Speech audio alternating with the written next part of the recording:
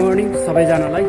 के हजुरहरू जर्मन आउने प्लानिङ गर्दै हुनुहुन्छ भने जर्मन कसरी आउने त जर्मन भन्ने बारेमा मैले इन्फर्मेसन लिएर आएको छु सबैजनामा।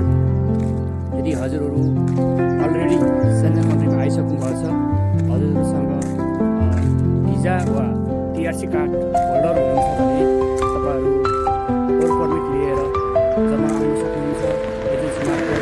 र तपाईँसँग रिलेटिभहरूले वर्क पर्मिट अलरेडी जर्मनमा आएको रिलेटिभ साथीभाइहरूले तपाईँहरूको वर्क पर्मिट निकाल्न सक्छ भने त्यो वे मार्फत पनि तपाईँहरू मजाले बगैँचा लिगल तरिकाले काम गर्न सक्नुहुन्छ है।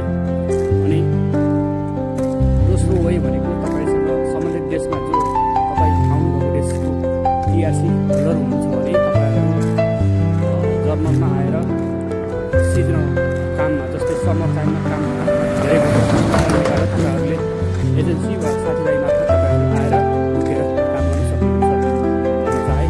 पर आवर तपाईँको 12 रुपियाँ बसी पैसाभन्दा माथि अनिस्केल वर्करले पाउनुहुन्छ भने तपाईँहरू अर्को वे भनेको तपाईँहरूको रिफ्युजी जर्मनमा रिफ्युजी बसेर तपाईँहरू 6 महिनासम्म रिफ्युजी क्याम्पमा बसेर खाना बस्न सबै रिफ्युजी क्याम्पले दिन्छ भने तपाईँहरू 6 महिनासम्म कागजपत्र मिलाएर प्रक्रिया पुरा गरेर तपाईँहरू फेरि 6 महिनापछि काम गर्न पनि सक्नुहुन्छ। र रिफ्युजीमा चाहिँ तपाईँले सबै कागज प्रक्रिया पुरा गरेर तपाईँहरू पढ्नुपर्ने हुन्छ। पढ्दाखेरि तपाईँ इक्जाम पास गर्नु सक्नुभयो भने तपाईँको अवश्य पनि कागज गर्नेछ भन्न चाहे है। रिफ्युजीको हकमा सकभर रिफ्युजी हुनलाई त अब देश त्याग्ने नै हो, सकभर चाहिँ रिफ्युजी नबस्नु होला भन्न चाहे। एकदम तपाईँहरू सबैलाई अवगत गराएको मात्रै हो। र अर्को वे भनेको तपाईँसँग अब जस्तै स्किल वर्कर कुनै कन्ट्री कुनै ठुलो देशमा गएर तपाईँले स्किल वर्कर तपाईँसँग प्रमाणहरू केही त्यस्तो स्किल वर्करहरूको प्रमाण त्यस्तो भए तपाईँले डाइरेक्ट स्किल वर्कर्समा पनि तपाईँले एप्लाई गर्न सक्नुहुन्छ अनलाइन मार्फत है भन्न चाहे। र अर्को वे भनेको स्टुडेन्टमा तपाईँको पढ लेखेको 12 पास गरेको पढ्न सक्छु भन्ने छ भने पनि स्कलरसिपहरू जस्तै कलेजहरूमा फी पे गरेर पनि आउन सक्नुहुन्छ। र अर्को वे भनेको चाहिँ बिजनेस भिसा है। बिजनेस भिसामा पनि तपाईँहरू जर्मन आउन सक्नुहुन्छ। जर्मनमा चाहिँ कमाइको हिसाबले एकदम राम्रो छ भन्न चाहे।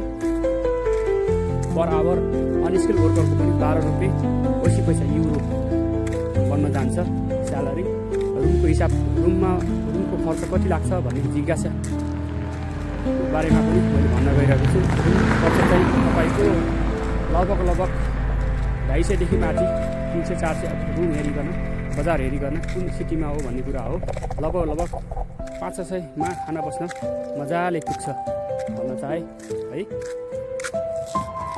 तपाईँहरू यदि जर्मन आउने प्लानिङ गर्दै हुनुहुन्छ भने राम्रो वे फलो गरेर तपाईँहरू नफस्ने तरिकाले जर्मन मजाले आउन सक्नुहुन्छ, काम गर्न सक्नुहुन्छ भन्न चाहे। तपाईँहरू भरमा नपर्नु होला कि टिआरसी होल्डर हुँदैमा कुनै पनि कन्ट्रीको सेन्ट्रल कन्ट्रीको टिआरसी होल्डर हुँदैमा जहाँ गएर पनि काम गर्न मिल्छ भन्ने भरमा चाहिँ नपर्नु होला। किनकि टिआरसी होल्डर भनेको सम्बन्धित देशको लागि मात्रै टिआरसी हो।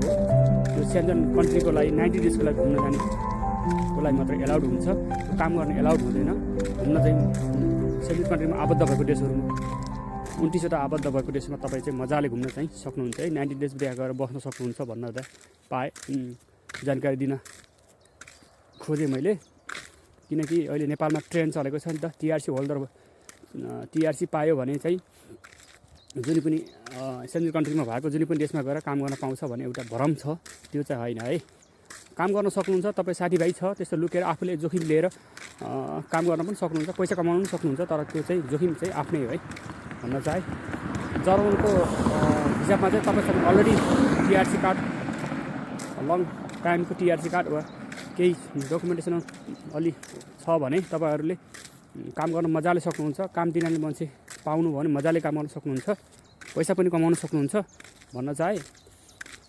र यदि बाइचान्स तपाईँको पक्रेछ भने पनि फर्स्ट वार्निङ हुन्छ, सेकेन्ड चाहिँ तपाईँलाई जुन देशको तपाईँको टिआरसी कार्ड वा भिसा छ त्यही देशमा नै फर्काउने गर्दछ जर्मनदेखि भन्न चाहे र सकभर चाहिँ तपाईँहरू जर्मन आउने गर्न खोज्नु भएको छ भने तपाईँहरूले राम्रोसँग बुझेर मात्रै प्रवेश गर्नुहोला जर्मनमा।